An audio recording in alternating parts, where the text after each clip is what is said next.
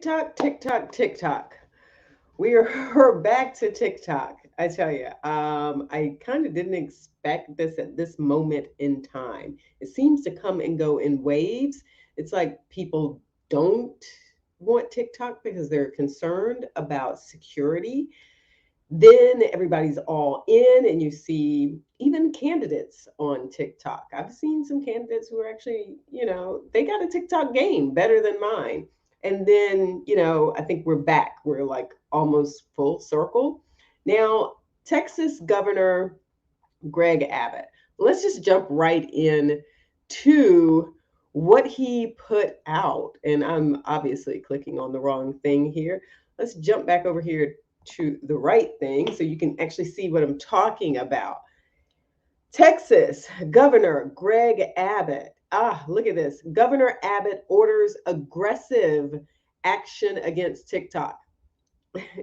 I don't know how aggressive this is against TikTok. It's more so aggressive. I don't know. It's an aggressive statement, I guess. The actions, though, only really apply to the government agencies. So let's go down this and see what it says. All right, this just came out. Governor Greg Abbott today ordered all Texas state agencies to ban the use of TikTok on any government issued devices as the threat of the Chinese Communist Party gaining access to critical U.S. information and infrastructure continues to grow. In letters to the lieutenant governor, speaker, and state agency leaders, the governor highlighted the state of Texas's responsibility to preserve the safety and cybersecurity of Texans, in addition to the federal government's responsibility for foreign policy issues. TikTok, it says, harvests vast amounts of data from its users' devices. Okay, let's just stop there. But let's stop there for a moment. Let's be clear here. All of these platforms harvest vast amounts of data on its users.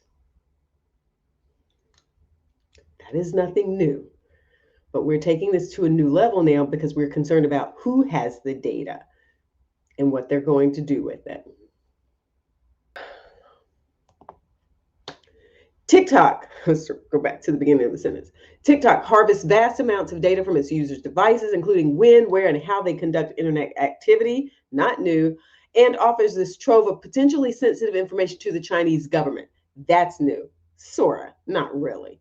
Reads one of the letters. While TikTok has claimed that it stores U.S. data within the U.S., the company admitted in a letter to Congress that Chinese-based employees can have access to U.S. data. It has also been reported that ByteDance planned to use TikTok location information to surveil individual American citizens. Further, under China's 2017 National Intelligence Law, all businesses are required to assist China in intelligence work, including data sharing. And TikTok's algorithm has already censored topics politically sensitive to the Chinese Communist Party, including the Tiananmen Square protests. Okay, so there we are. There's the connection, because sometimes people think, oh, well, it's just, a private company. Yes, it's in China, but the employees working on it are here. No, some of the employees are there. And then apparently there is this law in China. We don't quite have anything like that. But yes, they have this law that says businesses are required to assist China in intelligence work. With more than 85 million users in the United States, the video sharing mobile application TikTok is owned by a Chinese company that employs Chinese Communist Party members and has a subsidiary partially owned by the Chinese Communist Party. This is a whole new level. Like, this is the information, right? But this is not new. I'm going to go back to something that, we heard about a couple of years ago. Governor Abbott directed state agency leaders to immediately ban its officers and employees from downloading or using TikTok on any government-issued devices, including cell phones, laptops, tablets, desktop computers, and other devices capable of internet connectivity, which is to be strictly enforced by an agency's IT department. Okay, so you might have to hire a few more people. The governor also ordered direct joint action by the Texas Department of Public Safety and the Texas Department of Information Resources to develop a model plan for other state agencies that would address vulnerabilities presented by the use of TikTok on personal devices by January 15, 2023. Each state agency will then have until February 15, 2023 to implement its own policy governing the use of TikTok on personal devices. Additionally, the governor informed Lieutenant Governor and the Speaker that the executive branch stands ready to assist in codifying and implementing any necessary cybersecurity reforms when the 88th Texas legislature convenes next year, including passing legislation to make permanent the governor's directive to state agencies. Governor Abbott has taken significant action to combat threats to Texas cybersecurity, including signing the Lone Star Infrastructure Protection Act last year to fortify certain physical infrastructure threats against threats that include hostile foreign actors. Okay, let's look at this letter before I backtrack in time. Let's look at this letter to the legislative leadership from the governor here. We've got that in place, ready to go. Let's check this out. To the lieutenant governor and the speaker, we've got this letter. Let's see what he says. The preservation of safety and security of Texas is foremost among the duties of our offices. The threat of Chinese Communist Party to infiltrate the United States continues to grow while the federal government holds the ultimate responsibility for foreign policy issues.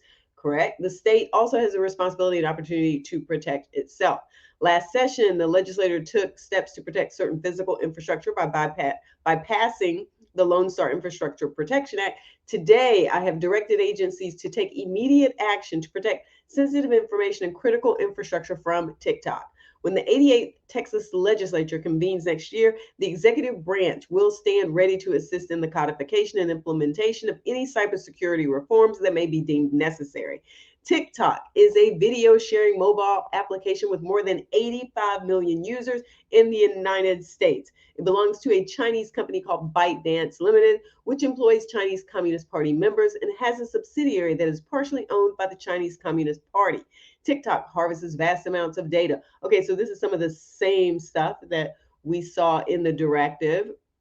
Then we have the director of the FBI recently warned that the Chinese government can control TikTok's content algorithm, allowing it to perpetrate influence operations within the United States. In fact, the use of TikTok on federal government devices is already prohibited by agencies like the U.S. Department of State, Department of Defense, and the Department of Homeland Security. Effective immediately, I have ordered every state agency in Texas to ban TikTok on any state-issued devices. In addition, I have given the Texas Department of Public Safety, DPS, and the Texas Department of Information Resources until January 15th to develop a model plan that state agencies can deploy with respect to the use of TikTok on personal devices. Each state agency will then have until February 15th. Okay, we saw that also. So that was pretty much the letter that went out. So let me, this is not new. We know this is not new. This has been a concern for a while, and not just from, let's just put it this way. There are people on both sides of the aisle that have concerns about this, but I do want to backtrack. Actually, let me go to, I think I've got an article here that came out of Vox. And then I'm going to backtrack completely. Let me see if I can pull up this article here.